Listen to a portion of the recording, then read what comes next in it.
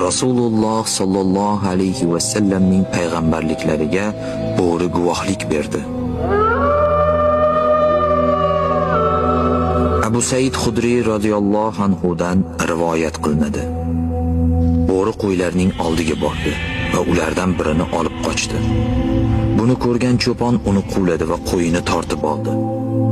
Bo'ri old oyoqlarini yerga tiragancha dumi ustiga o'tirdi va Alloh mening rizqim qilib jo'natgan narsani olib qo'yishga Allohdan qo'rqmaysanmi dedi.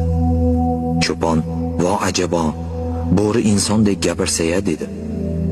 Bo'ri, "Senga bundan ham ajoyibroq narsa haqida aytaymi? Yasribda Muhammad sallallohu alayhi va sallam insonlarga bo'lib o'tgan ishlarning xabarini bermoqda" dedi. Cho'pon qo'ylarini haydab Madinaga bordi va bir burchakda Rasululloh sallallohu alayhi va sallamni kutib o'tirdi. U zot sallallohu alayhi va sallam kelganlarida bo'lib o'tgan voqeani gapirib berdi. Rasululloh sallallohu alayhi va sallam odamlarni to'plashni buyurdilar va ular kelgach cho'ponga qarab, bo'lib o'tgan hodisani so'zlab berdilar.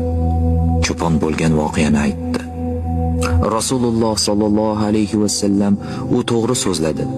Muhammadning joni uning izmida bo'lgan zotga qasam, yirtqichlar inson bilan kishi qamchisining uchi yoki oyoq kiyimining bog'ichi ila so'zlashmagunicha qiyomat qoyim bo'lmaydi dedilar.